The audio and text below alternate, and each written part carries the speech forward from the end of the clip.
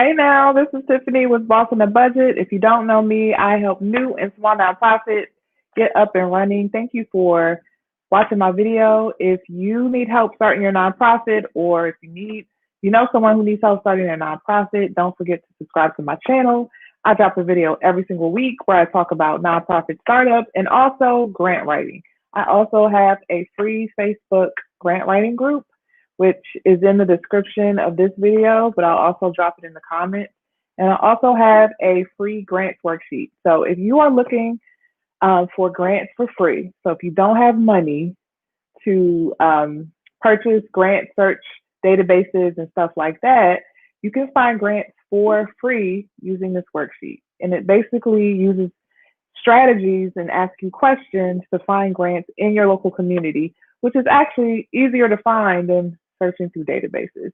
I always suggest you start with your local community first, and then you go to the grant searches and the paid services. But start there. Start with the grant worksheet.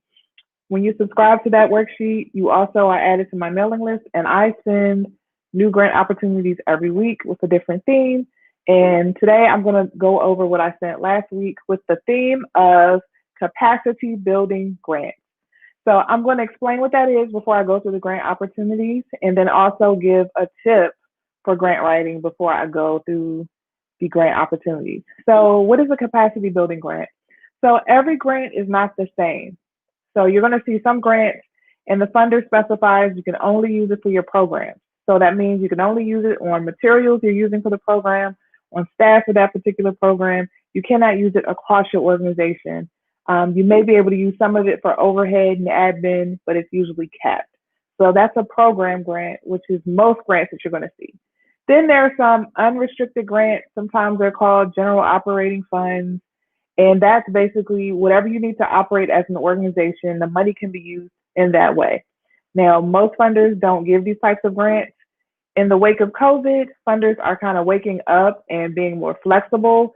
But again, the majority of grants you're going to see are program grants. Well, then you have a special type of grant, which is typically called a capacity building grant. And this can take many forms. So just keep in mind that what funder refers to as something may be different for a different funder and may be different in a different industry, all of that. So when I use certain terms and then I describe it, you may say to yourself, oh, well, that's a different kind of grant that I've seen somewhere else. It wasn't called that.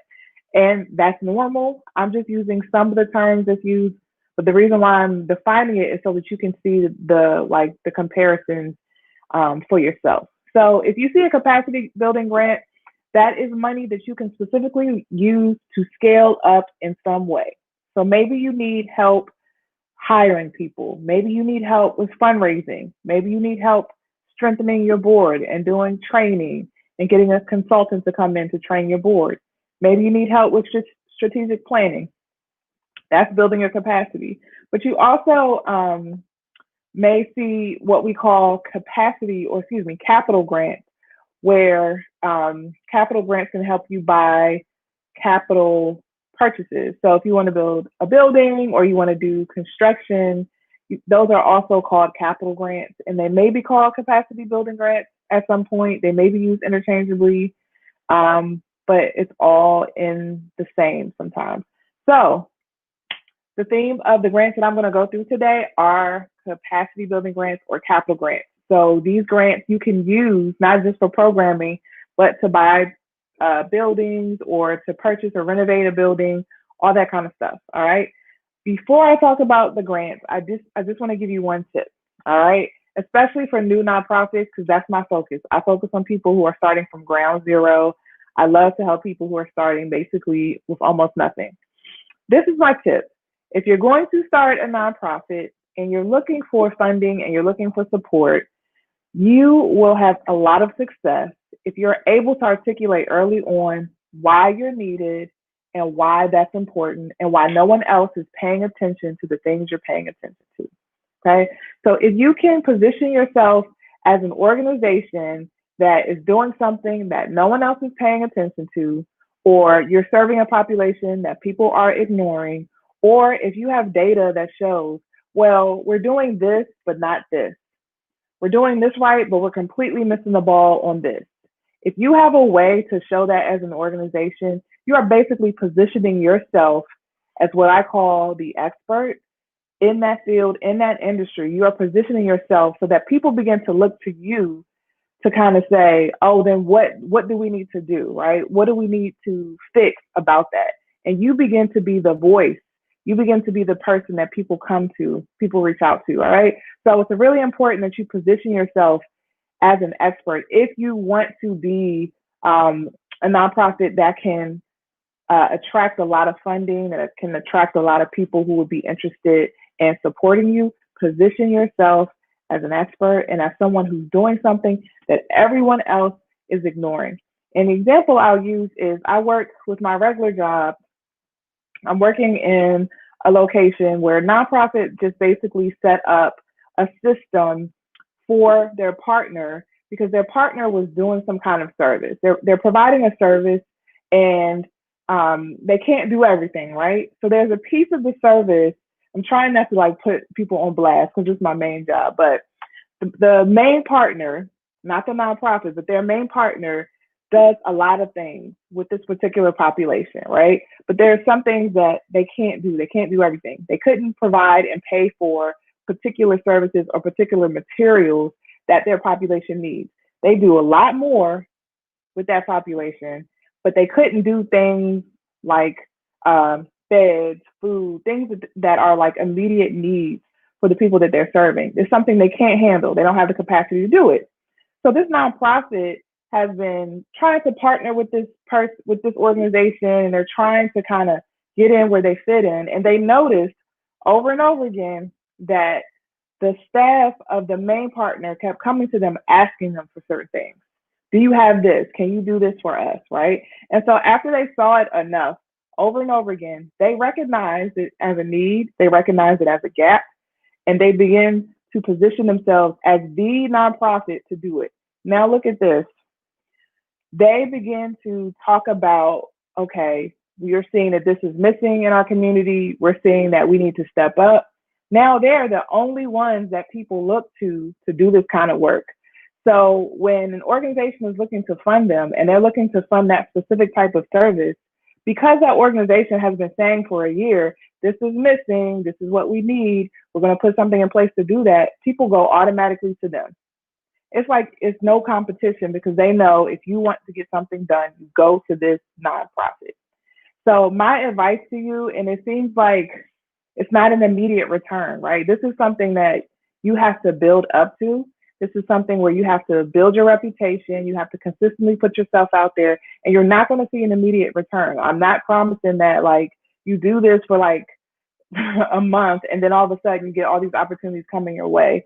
But best believe if you do it consistently, the money will come, the support will come if you always show up. So my advice to you is get really good at articulating what's missing, what the gap is, and the fact that you are the right people to do it. And when you can do that, you are positioning yourself basically to get support. All right, so that's my grant tip for the day. And I'm going to go into the grant opportunities. So again, all of these grant opportunities that I'm sharing today can be used for capacity building grants or capital grants to like do construction, build buildings, all that kind of stuff. So the first grant that I'm going to talk about today is from Constellation. And I don't know this company because they're not in my local area, but it seems they are an energy area. That's another tip. If you haven't watched me or haven't heard anything about what I talk about with grants, I always tell people, look at your utility companies. They have buttloads of money. Why? Because we're always going to need utilities. We're always going to need electric and gas. Those companies are not going to go out of business, and they have a bunch of money. And so they give a lot of money away. The other type of organization you should look to is your banks. What are your community banks doing? Because they do a lot of work in the community. So those are just two tips if you're looking for funding and it's hard for you to find it, okay? So Constellation provides a range of types of grants, but in particular, focus areas. So I'm going to talk about their focus areas to see if you are a good fit. And if you know someone who's a good fit, make sure you share this video. So first, environment. I've been seeing a lot of grants talk about supporting the environment. Almost every grant I find one of the focus areas is also environment, which is very interesting because it wasn't always the case. So the goal for environment grants is to increase collaborative environmental stewardship solutions between citizens, businesses, and government for the preservation of our natural environment. That's very broad, a lot of big words. Take it as you may. The other focus area is education. So they focus on students graduating from high school to be better prepared to enter the workforce or continue their studies in higher education and maximize their potential for success. So they have a particular branded type of grant. It's called E Squared Energy to Educate grant. So they're an energy company. I guess they wanted to do a play on words.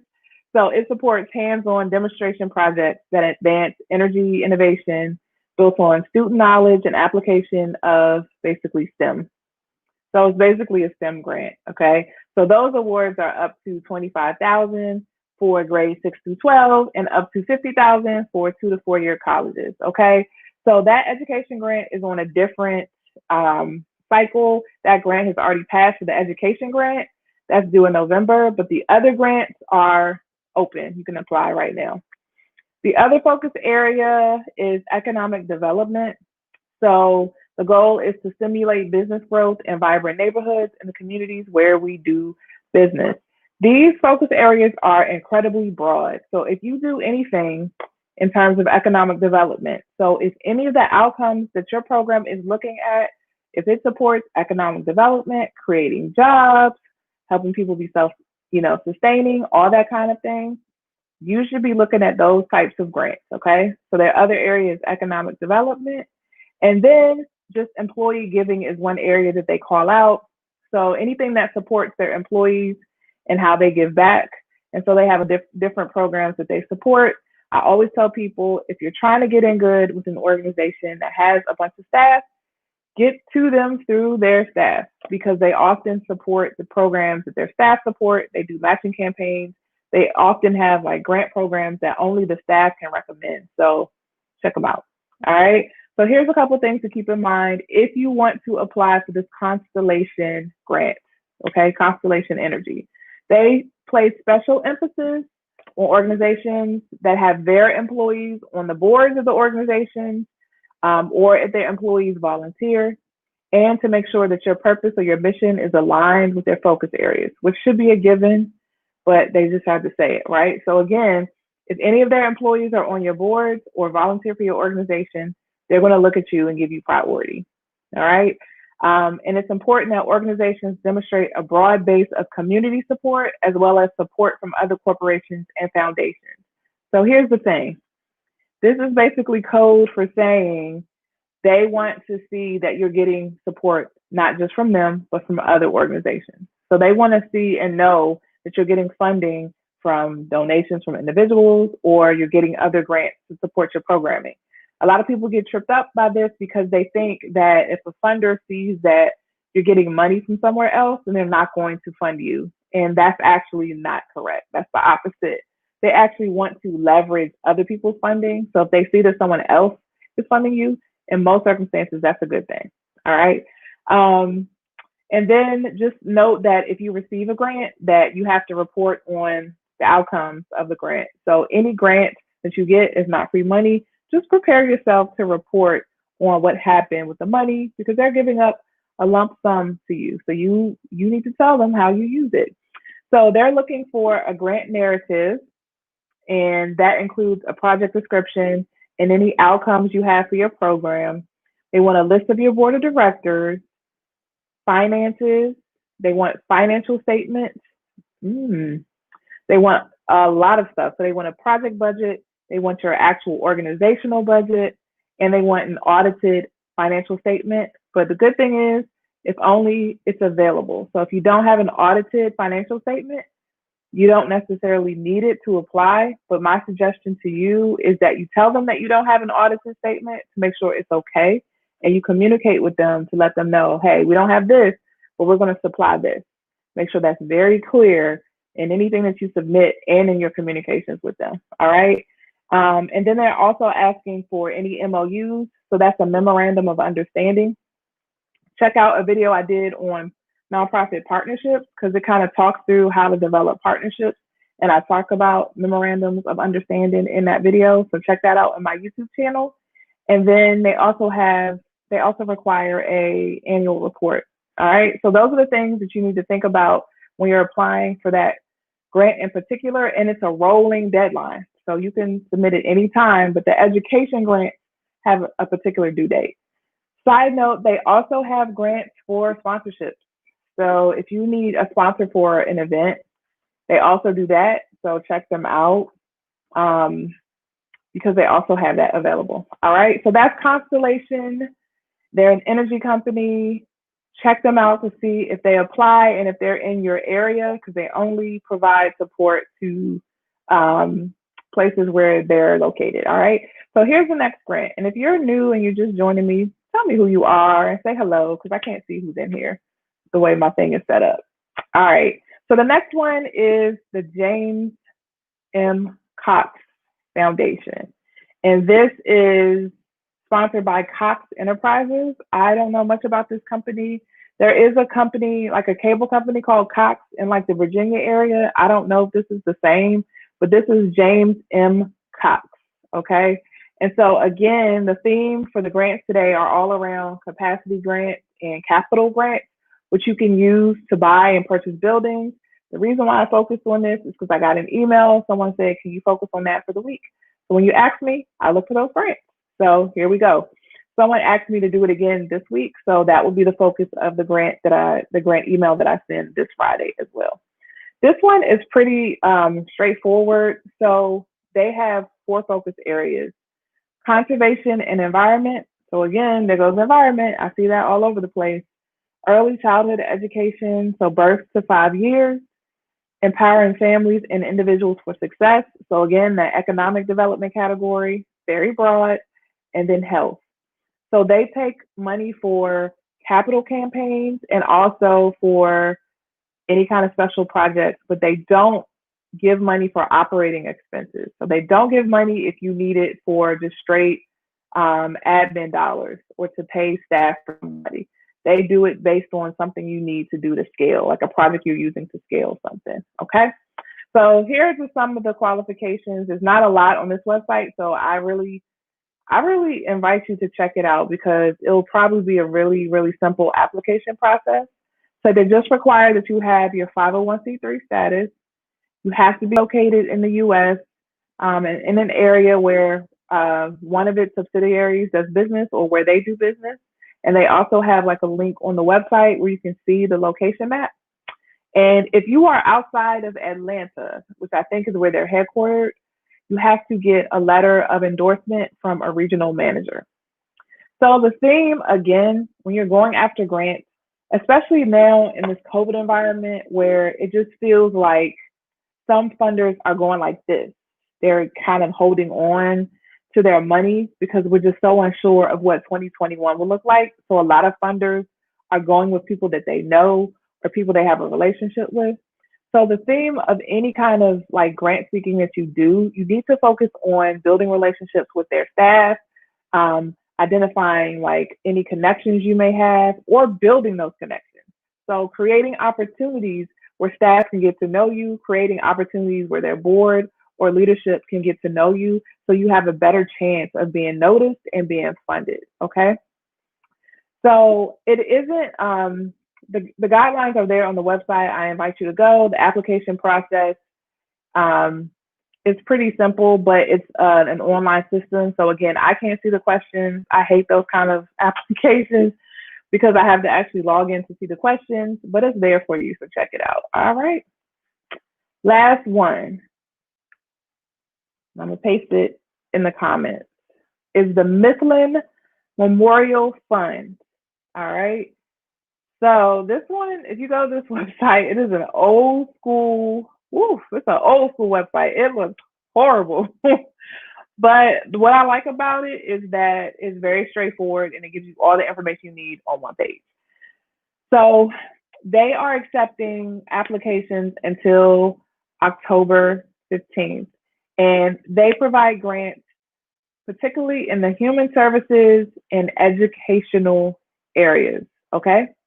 But they also give grants to environmental and conservation organizations, and sometimes they give grants to cultural organizations. And so when I did my search, in particular, I looked for funders who do capacity building or capital grants, and they do. So that's why I included them. So just a quick rundown of what they're asking for. They're asking for a cover sheet that's signed and dated, and they want to see a proposal. They don't go into details about the proposal. They're just telling you, it just says two things: amount you're requesting and what you want the funding for. Now, look, if a funder says that and you're confused about what you need to be writing or how long it needs to be and all of that, I have a video on that goes into it. So the video is what do you put in a grant proposal? And it's specifically talking about these types of applications where they don't give you a lot of information and you have to go off what you think you should be putting in there. So I'm going to link that and put it in the description box after this video kind of shuts down. You can see that video so you can kind of go through what should you put in a proposal when you don't have a lot of guidance, because it looks like a setup when they're just saying, just put the amount in which you want the funding for, but you need to be thorough, okay? Think about your competition. So you want to be able to have enough detail so they can kind of pick you apart and see how different and unique you are. They also want a budget for the work and then your most recent and prior audited financial statements. And so this is another funder where if you don't have audited statements, they do take other types of financial statements, either unaudited, and they also want to see your 990 forms, which is your tax form. So just keep that in mind. And then they just want a copy of your IRS letter. So they're very, very simple, and they have specific instructions about not sending binders. They want hard copies, and they want an extra copy. My advice to you, follow the directions. If they tell you to do something, do it, because you run the risk of if you don't do it, if you don't follow instructions, they're going to easily throw you away because they have so many people to choose from. And it's really easy to decide whether or not they're going to fund someone if that person does not follow directions. And one thing I will say is this: even no matter what, relationships trump a lot of things. So if you have a relationship with a funder and you make a mistake or something happens and you can't do something or you couldn't get to something, having a relationship with them really, really helps. Another way this may help is if there's a requirement in the grant and you can't provide it. A perfect example is financial statements. You don't have that information, but you do have a relationship with a funder and you can talk to them and they can walk you through alternatives. That's when relationships really matter. So I just advise you to, when you find a grant that you're interested in, backtrack and look at the funder. My strategy is always about looking at the funder, not looking at the grant. And so learn the funder, learn how they move, learn their patterns, and build relationships with them. Because if you build a long-standing relationship, that will benefit you in the long run. All right, so I'm done for the night. I'm going to be back next Tuesday at 9 p.m. to talk through grant opportunities. Please join me then. If you have any questions or if you have a theme for grants that you want me to cover, please put them in the comments and I will cover them. Also, don't forget to sign up for the grants worksheet, because by signing up for that, you get added to the mailing list. And if you need help writing a grant and you're trying to figure out how to kind of put your grants together or what goes in different sections and what information you should have in sections, I also have a grant writing workbook. So it will help you kind of say, okay, in the executive summary section, this is what I should write. In the project description section, these are all the things I should be detailing in this section. So that workbook actually helps you flesh that out and write that out for yourself. So check it out, and I have that on the screen below. So thank y'all for watching. I will see you next week.